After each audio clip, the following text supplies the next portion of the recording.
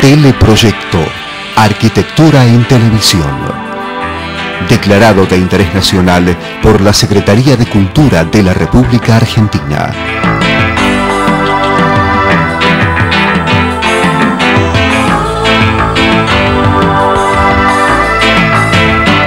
Dirección General, Francisco Fasán.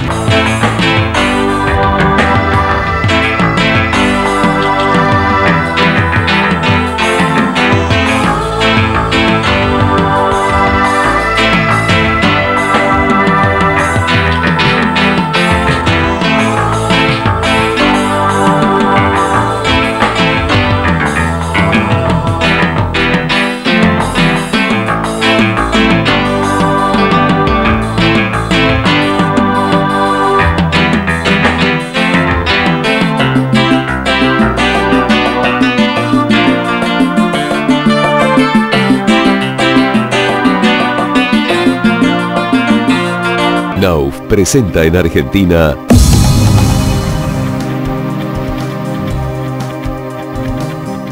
Knauf Diamant, la placa premium que resiste todo, incluso las comparaciones.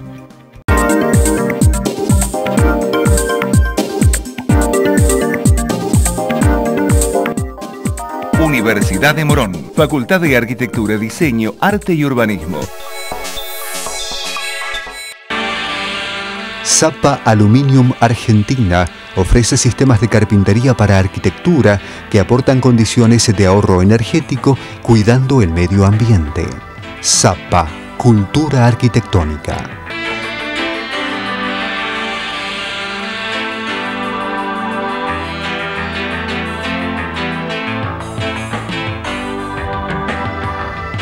Hola, bienvenidos al presente programa homenaje de Teleproyecto, sinónimo de arquitectura en televisión e internet. Una aventura de comunicación que nos brinda el verdadero privilegio de interrelacionarnos con importantes referentes del ejercicio profesional. Ese fue el caso del gran Clorindo Testa. Al parecer dicen que por intermedio del Papa Francisco hizo llegar 2 dibujos al cielo con sus ideas sobre cómo debería refuncionalizarse el espacio. El grupo de asesores del gran jefe, con San Pedro a la cabeza, quedaron maravillados con el proyecto y también por su colorido y su simplicidad. Lo aprobaron, pero pusieron una condición, que fuera él quien lo llevara adelante. Esta vez tampoco rehuyó el desafío. El 11 de abril, sin equipaje, fue a cumplir con el encargo. En el programa de hoy compartiremos con todos ustedes una de las últimas entrevistas que le hicimos en su estudio, donde repasa su trayectoria como artista y como profesional. Clorindo nació en Italia, que es una cosa distinta de que es italiano, porque en realidad fuiste a nacer. Claro, papá quería que yo naciera en Italia. Entonces hicieron el viaje, nací y volvimos. Ese italiano más porteño que el Obelisco, que es ciudadano ilustre de Buenos Aires, tiene una vinculación también con lo que es Buenos Aires, tal es así que Cortázar en Rayuela habla y te menciona. Sí, me acuerdo. Y también Sábato menciona en De Héroes y Tumbas. Uno, el del aspecto del pintor, y otro del aspecto del arquitecto. Precisamente las dos disciplinas que confluyen y que haces en forma simultánea. Contame un poco cómo vivís estas dos pasiones. Mira, funcionan juntas las dos cosas y funcionan juntas desde un principio. O sea, cuando me recibí, que después estuve en Italia 2 años y que después volví, cuando volví hicimos el concurso de la Cámara de la Construcción con Rossi, Gaido y Davinovic, que lo ganamos. Y al mismo tiempo hice la primera exposición de pintura en el año 52, la empecé a preparar en el 51, en la Galería Van Riel. Y ahí empezaron las dos actividades. Ahora yo siempre creo que las actividades dependen mucho de tus padres, porque papá era médico. Y cuando yo tenía 14, 15 años me preguntó qué iba a hacer, yo le dije que iba a ser médico. Entonces dijo de ninguna manera, con lo cual se terminó la medicina. Ahora, si mi padre me hubiera dicho, médico, perfecto, porque él lo era, a lo mejor sería médico ahora. Pertenecería al grupo de médicos pintores.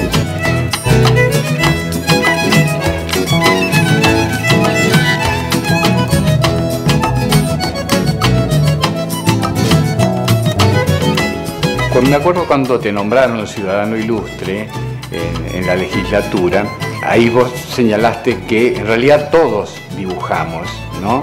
Y había un diputado ahí, algo al cual decía yo no dibujo nunca, y vos lo que elegiste fue porque tus padres no te guardaron tus dibujos, ¿no? Sí, es así. En casa guardaron los dibujos. Aquel que está allá es un dibujo, es la casa de mi padre en Italia. Y es del año 28, que yo tenía 4 años y medio, pero todos los chicos dibujan. Es como una cosa genética que tienen.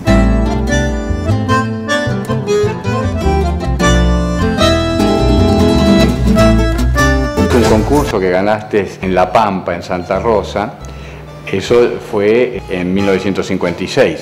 Pero años después, en el 81, ganás una ampliación. Te volvés a encontrar con tu propia obra.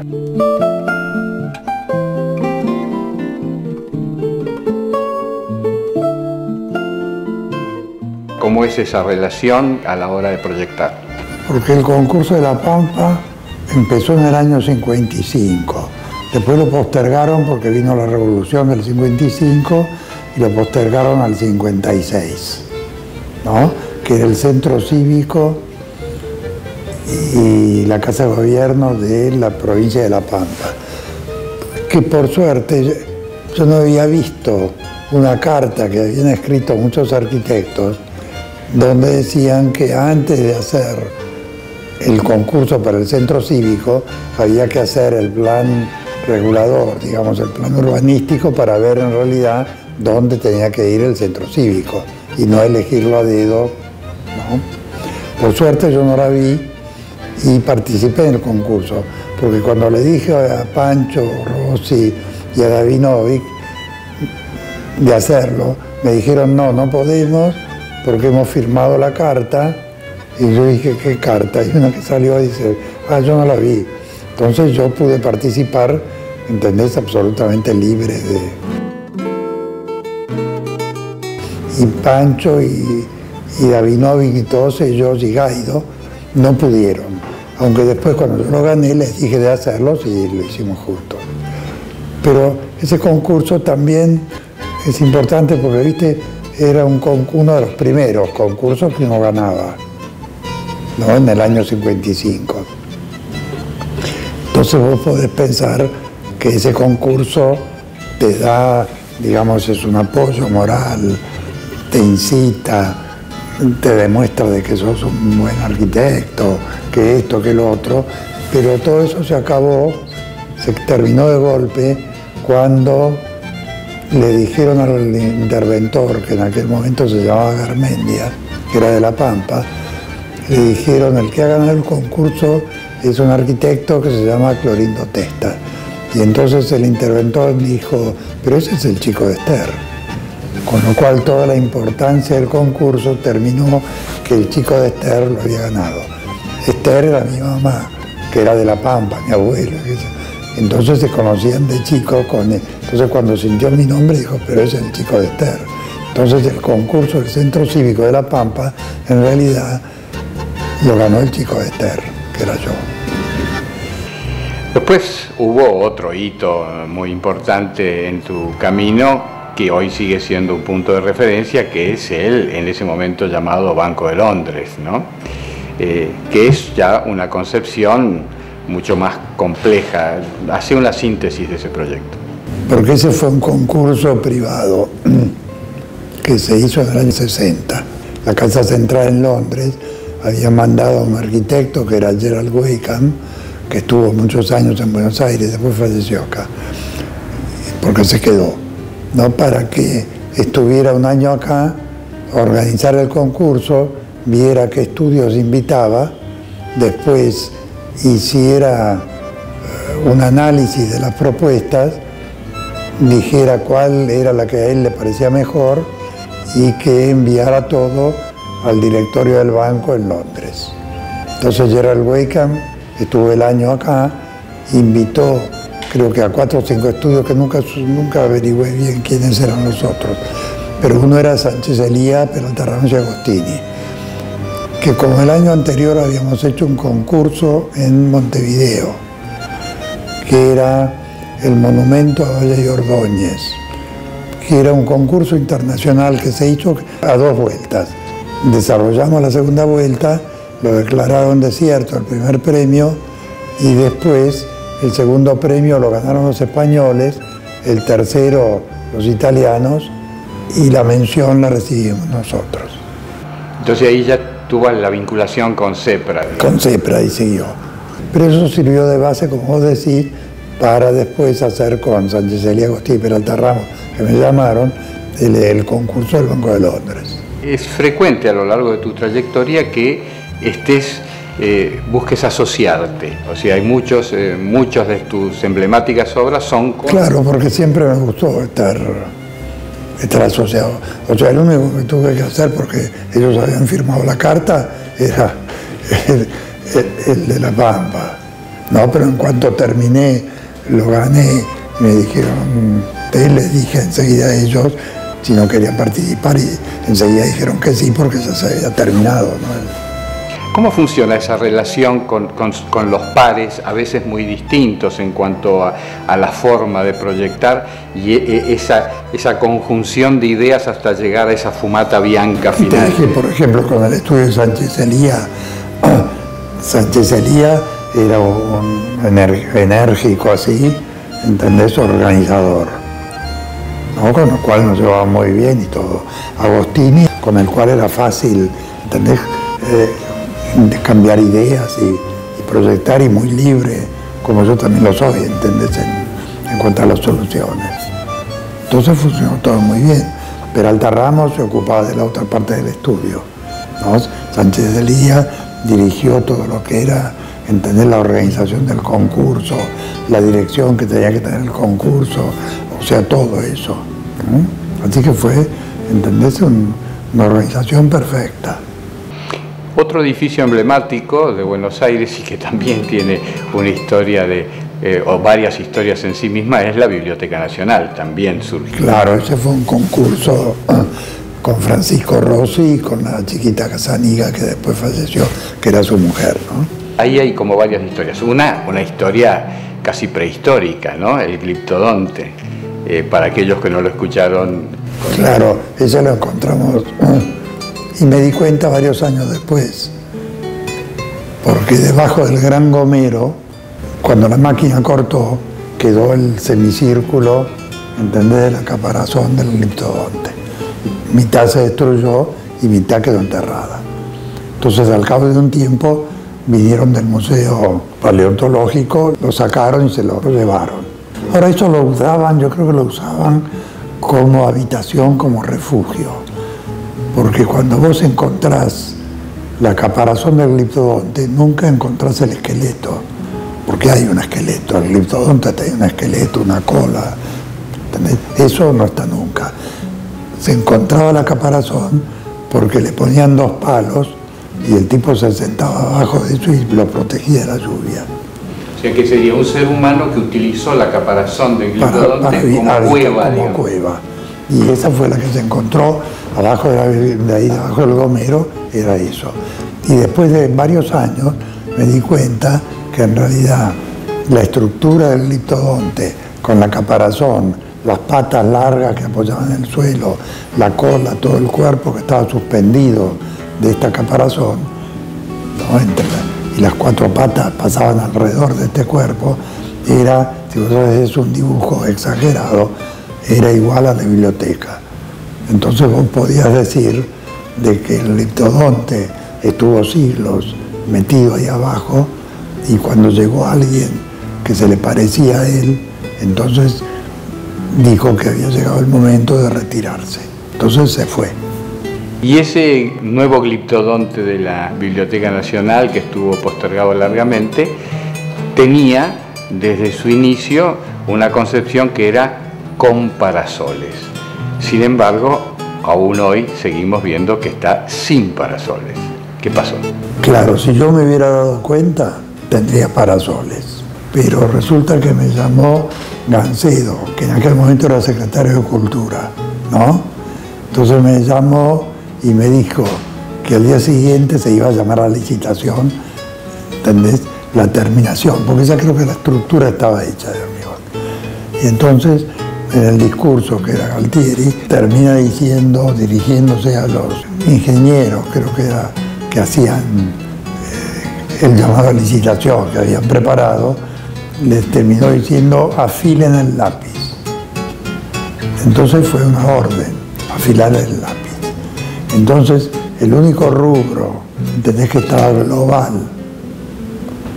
porque las carpinterías no las podías cambiar, porque había que hacer todas las cuentas, los pisos tampoco, o sea, todo volvía, en cambio había un rubro que decía parasoles, supuestamente 600.000 pesos.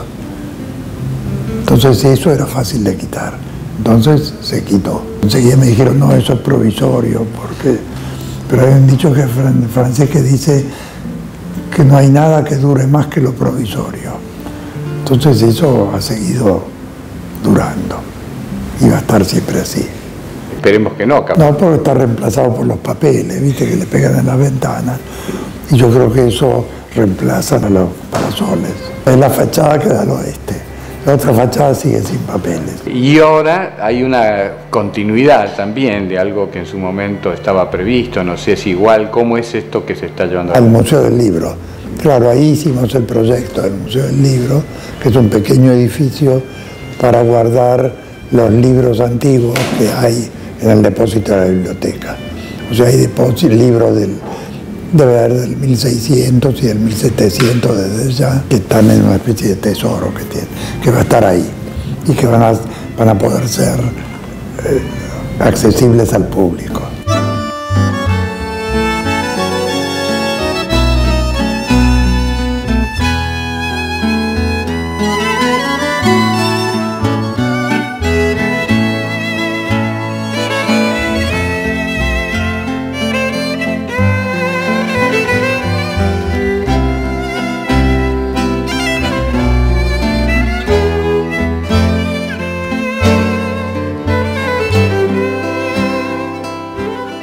...30 años del Centro Cultural Recoleta. Ahí hay una parte, el primero y el segundo patio son de la época de la Iglesia del Pilar, del convento que hay al lado, ¿entendés?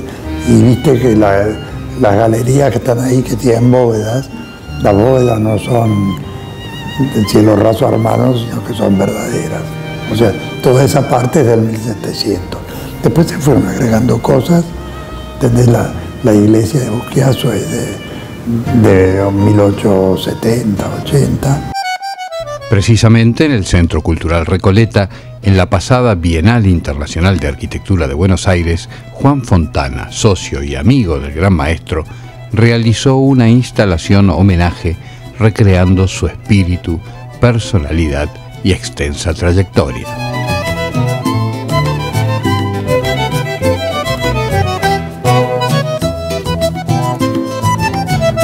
Podían faltar sus clásicas esculturas con los coloridos puntales de encofrados. Una síntesis de su esencia de artista quedó reflejada en sus agendas, donde su inquieta mano convertía a las obligaciones cotidianas en un juego cromático. Y volvemos ahora al diálogo con Clorindo, esta vez para referirnos al Auditorio de La Paz. Y una cosa que llama la atención es la excelente acústica, a pesar de que no hay ni una puerta que intervenga e interfiera entre el acceso y el lugar. No, no hay puerta, pero, o sea, esas rampas, escaleras que, ¿entendés?, que las acompañan a los dos lados, ¿entendés? Es como si te fueran preparando a lo que vas a ver o a oír.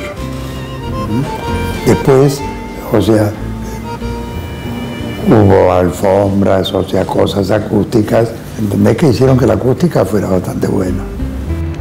E igual hay como una especie de ir espiando antes de llegar, ¿no? Claro, vas viendo porque hay agujeros, podés ver el interior de la sala.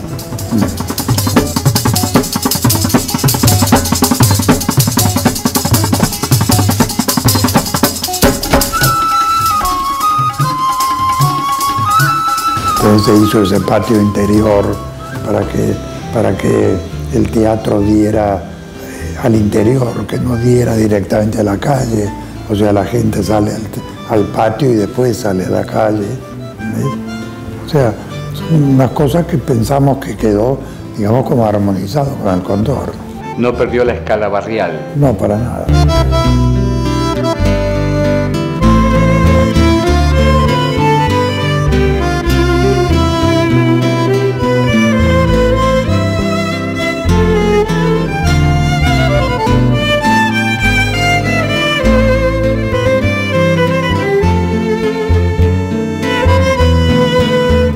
Ese respeto por el entorno encontramos en el Colegio de Escribanos, que bueno, había una búsqueda de vincular los balcones curvos del entorno, y esos balcones terminaron siendo desde otra mirada los parasoles. Parasoles.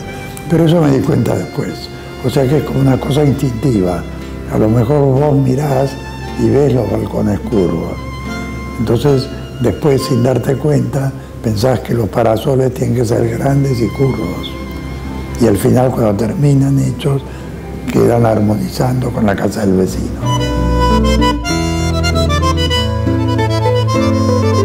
Esa búsqueda del movilizar a la gente con los desplazamientos dentro de las obras se ve plasmada muy particularmente en la Universidad de El Salvador en Pilar, ¿no? Donde termina siendo un mirador. Sí, termina siendo un mirador.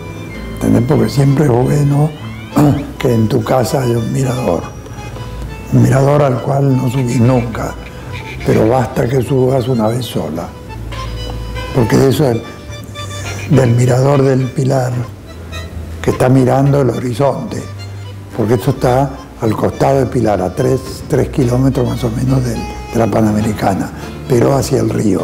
Entonces, desde donde está el edificio, el auditorium del Pilar, hacia el río, eso es un panorama abierto, ¿entendés? De plantas, ¿entendés? No hay nada construido.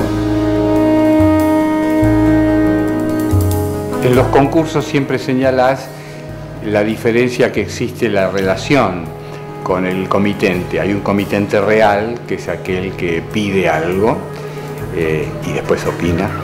Y hay un comitente casi virtual, que es que lo pide por escrito en las bases de un concurso. Claro, entonces vos tenés que interpretar vos lo que te dice el comitente. O sea, vos al mismo tiempo sos el comitente y el arquitecto. Cuando proyectás una casa, no sos vos el que va a vivir ahí.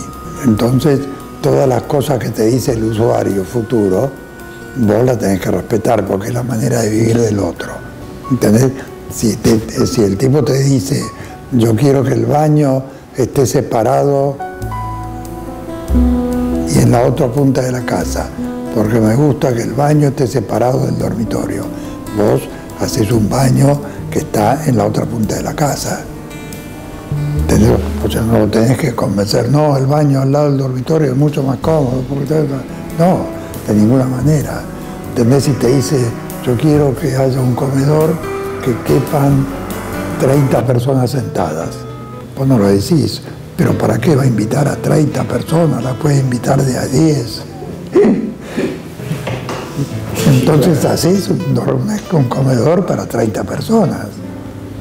Pero existe una tendencia de muchos arquitectos de querer convencer al comitente de que haga algo diferente, puede ¿no? Ser, pero vos tenés que interpretar al comitente. Y en el caso de los concursos, por ejemplo... Claro, el comitente ahí está callado, está todo escrito. Claro, vos te imaginás el personaje que va a vivir ahí, porque en el fondo las bases te lo decían. O sea, si vos haces un concurso y van a hacer unas casas en el centro de la provincia de Misiones, vos te imaginás cómo es el que va a vivir ahí. No es uno que vive en Callao y Santa Fe. Entonces tiene sus costumbres. Y vos más o menos sabés cómo son las costumbres. La Argentina, en la 13ª Bienal de Arquitectura de Venecia, inauguró su pabellón propio. El curador de la muestra fue Clorindo Testa. Así lo anunciaban por cadena nacional. Gracias, maestro Clorindo Testa, que nos acompaña. Un aplauso muy fuerte para este gran argentino, este gran arquitecto, un maestro. Y hoy, 2 años después de nuestro bicentenario, tenemos por primera vez en la historia de la Bienal y de la Argentina un pabellón permanente que vamos a inaugurar con la Bienal de Arquitectura. Por eso me acompaña hoy aquí el arquitecto Clorindo Testa, el curador de esta muestra internacional. La presidenta destacó que en la organización de la muestra participaron todas las asociaciones y colegios de arquitectos y que por unanimidad propusieron que el gran maestro, artista y arquitecto Clorindo Testa debía ser el curador de la misma. Un reconocimiento y una responsabilidad a la altura de su incomparable talento.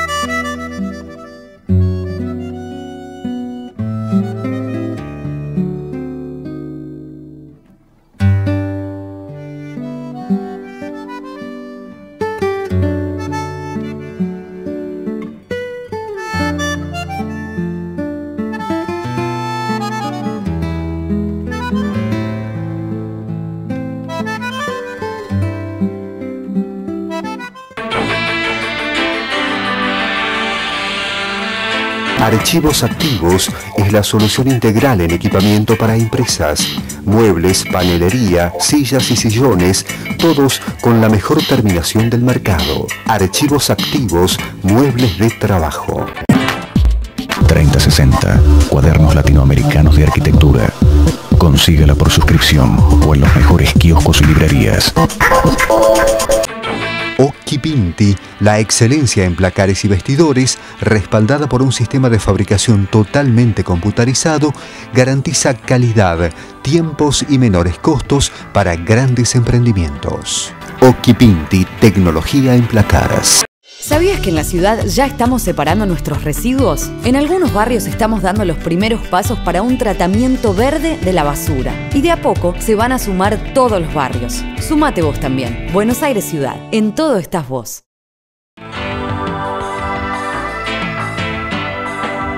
Fue una producción de Teleproyecto, www.teleproyecto.com.